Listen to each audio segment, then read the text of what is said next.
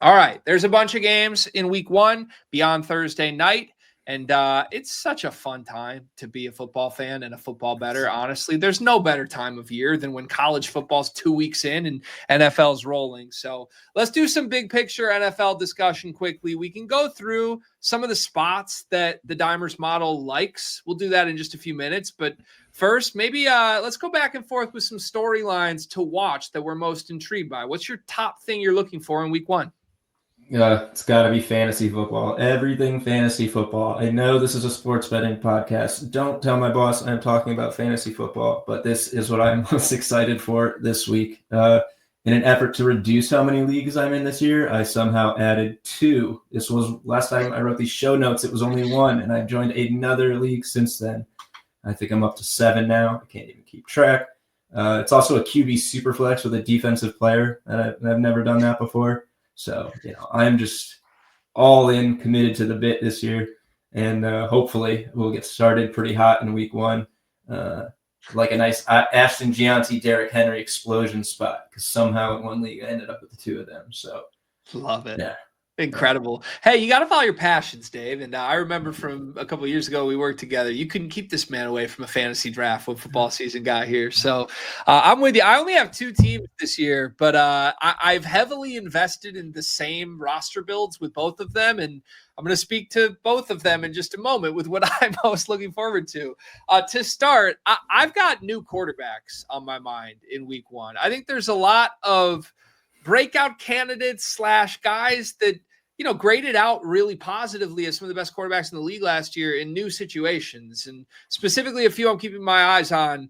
That Minnesota Vikings swap. JJ McCarthy's the guy this year. Is he healthy? Is he good enough? I mean, people questioned his arm coming out of Michigan in a big way.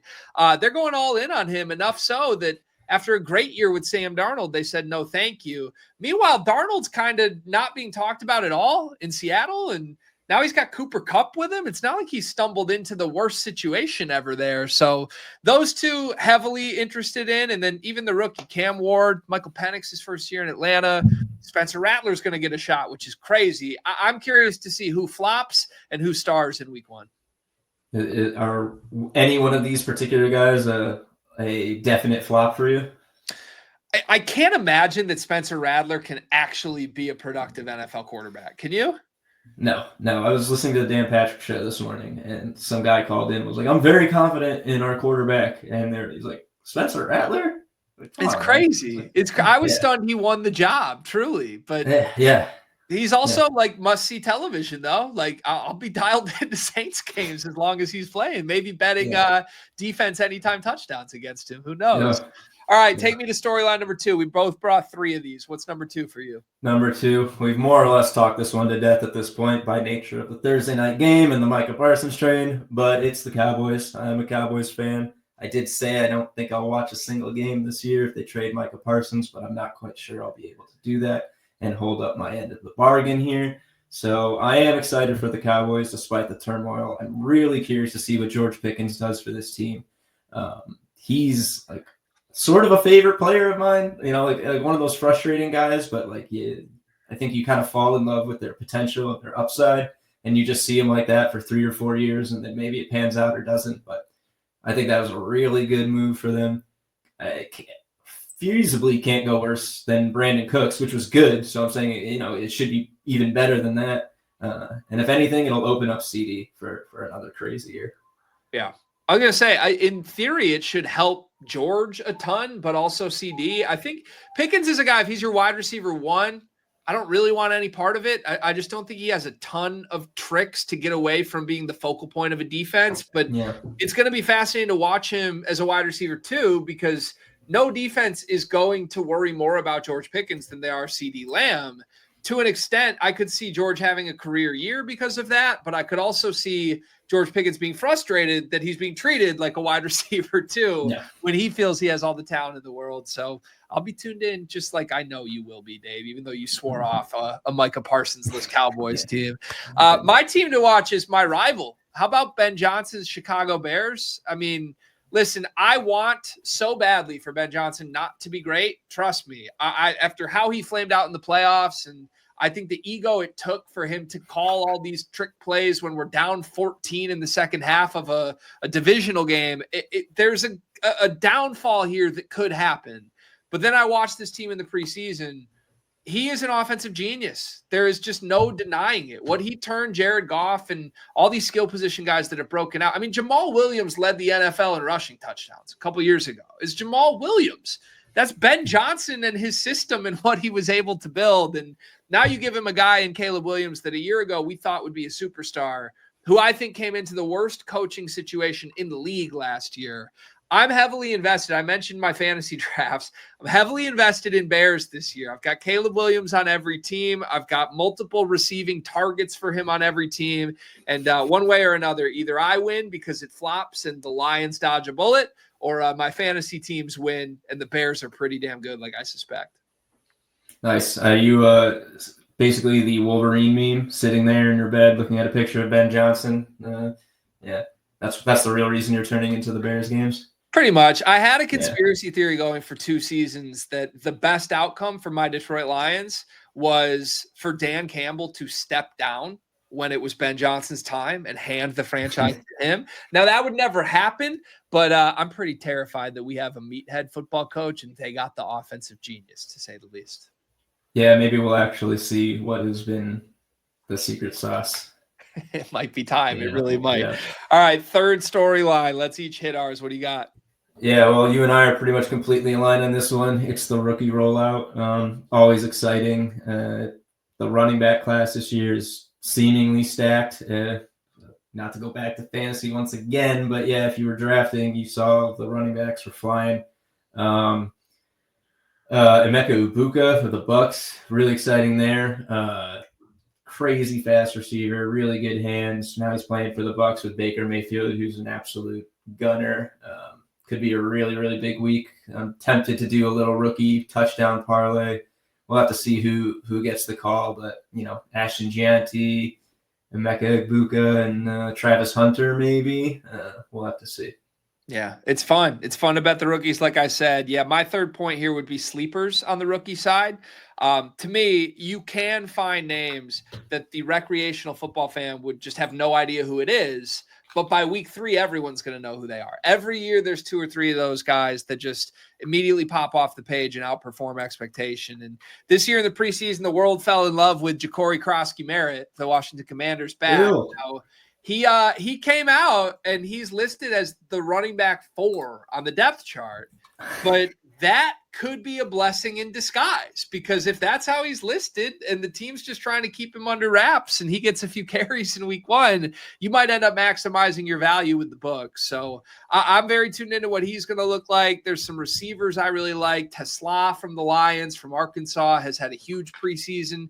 Elick Aomenor is going to be, I think, a starter immediately for the Titans with Cam Ward. And that's a guy that made some huge contested catches in college and was one of my favorite player props to bet when he was in college. So, I think you're going to find out who some breakout stars are at the end of week 1. And it's a very fun time to be paying attention to player props as an NFL bettor.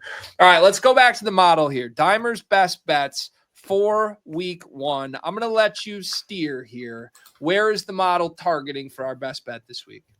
All right. Well, our top probability is on those JJ McCarthy Vikings to beat those Bears in week 1. 60.9% from the model. That's a 6.3% edge at odds of -120, which you can get at BetMGM.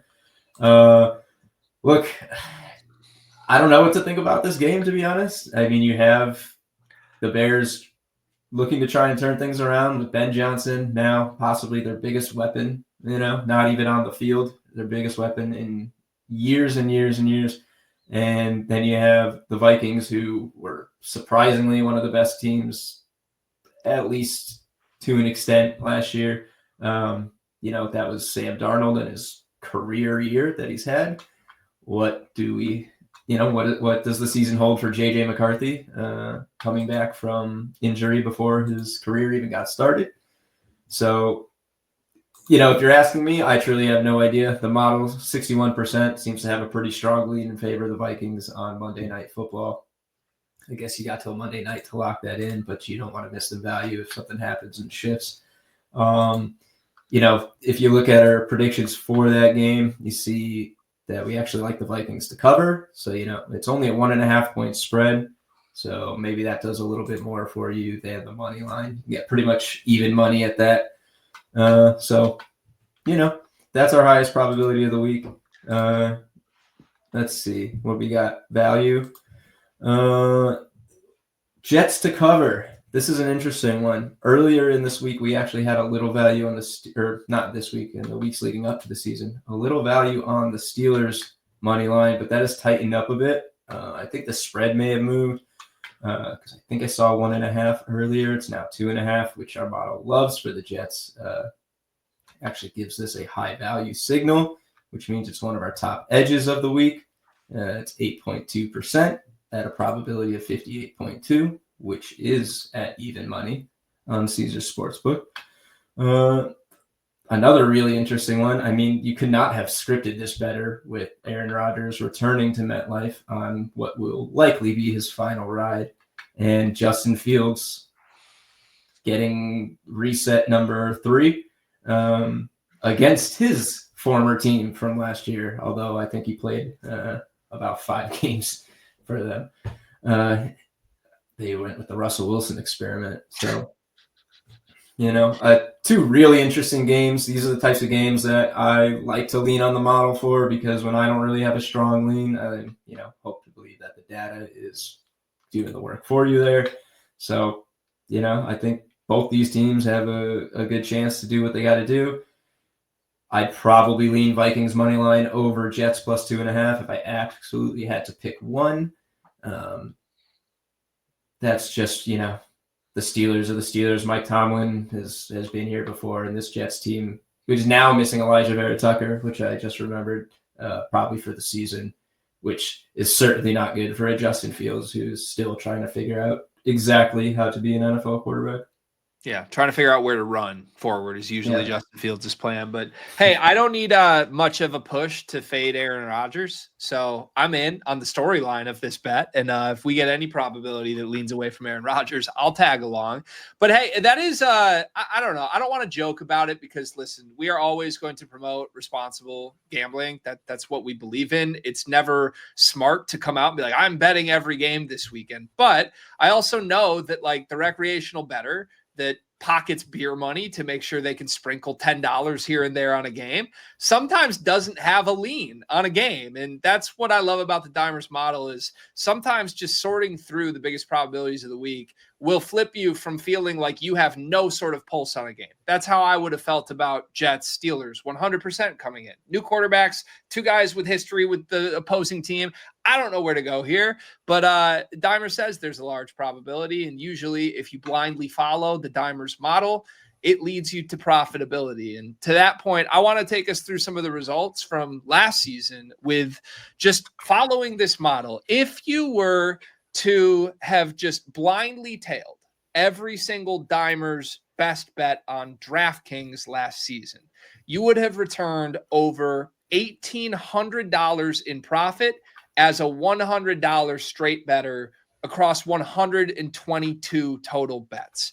Across every single book that we offer and that we promote on the Dimers website, Moneyline ROI was strong at each one of them. Bets with the best odds at DraftKings had a positive ROI across 3 different ways that you could bet. You hit 15.65% of moneyline bets, 16.50% on spreads, 12.11% on totals. And that's ROI, by the way. That's not the percent that you hit. That is return on investment of following each of those types of bets at DraftKings last year. So you can literally break down this data into favorites, into underdogs, home, away splits, really whatever you want to isolate and look at. If there's a way to attack a market, you can find that last season, following the Dimers model, yielded positive results. And it sounds kind of crazy, but now would be the time to sort of make this decision to say, hey, let's give this a go for football season, right? You don't want to be the guy that's coming in week 6 chasing the profits that were made early in the year. We pretty much have a proven history at this point. You follow the model's best bets, it's going to lead you to profit. Do you have anything to add on this experience? I know you were a big part of this journey last year, Dave. Yes, I would love to. Just off what you're saying, Greg, the return on investment off these markets was great. Like you said, $1,800 if you were a $100 better. That's 18 times what you would pay for the cost of Dimers Pro with the season pass right now. So, it basically pays for itself 8 times over off of last year's results. This is a pretty good look. Pulled up our favorite versus underdog analysis. Pretty much a wash on favorites, barely anything, which was pretty nice. That, if you were taking the juice, it didn't hurt you in the long run. But right down here with the underdogs, we killed it on the spreads, 110% ROI off just 7 bets on the season, but for underdogs to cover the spread, and which suggests, I think, perfect run there, if my math is correct. And then 17 bets on underdog money lines, 38.32% ROI. So you see a money line on Dimers, favorite underdog, hit it long term. It's probably going to work out for you. And we can break this data down week by week, which we really look forward to doing throughout the season to help you guys stay in touch with what our hottest model is at the time. Yep. And it sometimes feels weird too, because ultimately we want to be a service to bettors, right? That's ultimately how this operates. And it's a tool that we really believe it. The people that made it know that it works. And it's not always, I don't know, you don't exactly feel the most humble running around being like, our model works, listen to it. So we try to give people, I don't know, examples of the bets that are going to hit in real time each week. That's a lot of the content that we create. And if you follow Dimers, you've seen a lot of it that has hit. But I think what I like about having this realm to kind of go into twice a week now is we can share some of these stories and the data to back it up and hopefully bring people along with us on this journey. So again, join the Discord. Make sure you subscribe to Dimers Pro. Take access of all of the full data that's available to you. And let's make some money together here this football season.